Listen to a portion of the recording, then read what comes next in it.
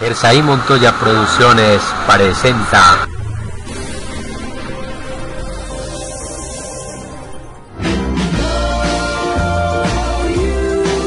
Efemérides, el cumpleaños de tu artista preferido.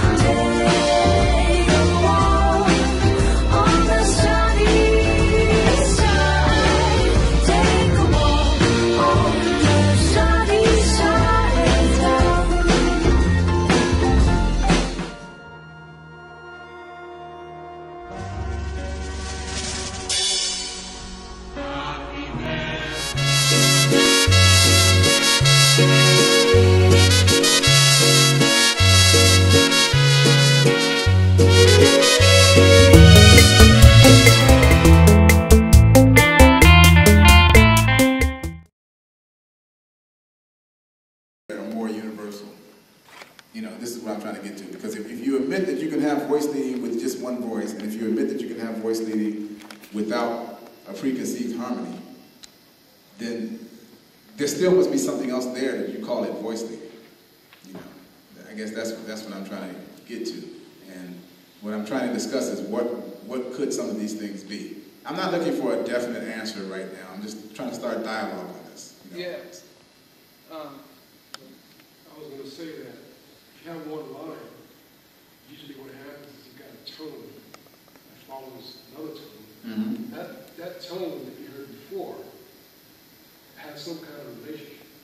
Mm-hmm. So, in a sense, you're creating harmony when you have one tone following the other in the mind, mental mind. Exactly. And that's based on what? That's based on the experience that you're going through each. Exactly. Memory. Yeah, see, that's a very important thing, you know, because as things are happening in time, memory plays a very important role because it's in some form holding the shape of what was. See, this is some deep stuff. I want to say something else, but I said stuff right at the last minute. This is some deep stuff. Time plays a very important role, but how we perceive time, it's not time in its absolute form because we don't even know what that is as human beings, but it's how we perceive time. Our memory of what was shapes this harmony. I'm not talking about harmony in the sense of like a piano player playing a 3 to 4 note, 5 note chord or whatever, you know. I'm talking about remembered experiences, you know, within a certain time span that you relate in some kind of way. For you to arpeggiate something, you know, obviously by the time you get to the last note, you remember if it's a triad, you remember the first 2 notes, you know, and you remember what they were, and because of your training and everything, you associate that with C major, whatever it is. You see what I'm saying? But the notes are played, like you said, one after the next in time.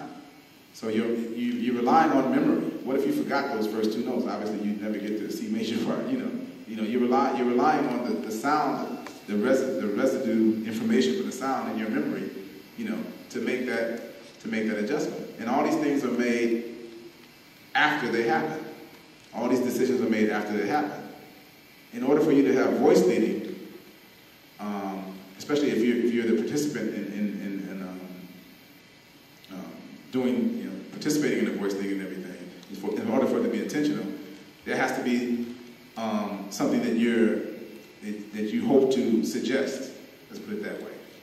You know, also.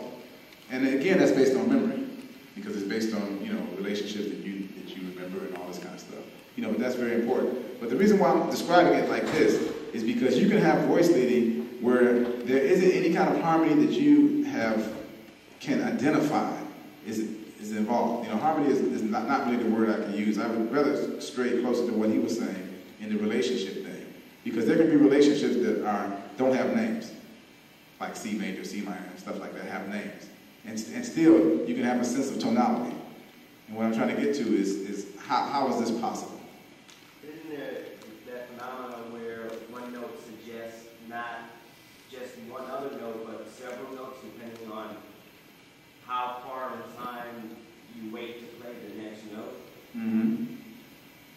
You have that, and that's not necessarily memory, that's something else. Well, if it affects you, it still has to, like I said, if you forget what the other notes were, you know,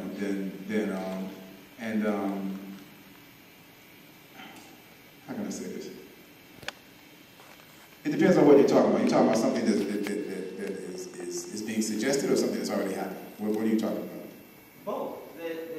I noticed it on an acoustic bass mostly. Mm-hmm. And because, you know, you have this the harmonic series and you play a note, and if you wait, let's say you wait a fraction of a second, it suggests one note, and then if you wait a little longer, there's a different note that feels right to go to as opposed to the first choice. Mm-hmm. So you have these multiple choices after you play a note, which is relative to time and other things that are happening. Mm-hmm.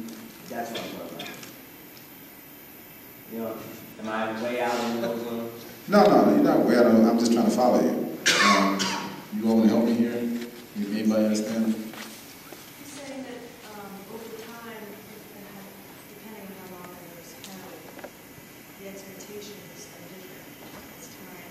Is that right? A scientific way of saying it is you have your harmonic series. Mm-hmm. Okay, you start off from C, the next note in the harmonic series is C, the octave above, and G, so yeah, yeah. so on and so forth. Mm-hmm. And that's it. And which notes come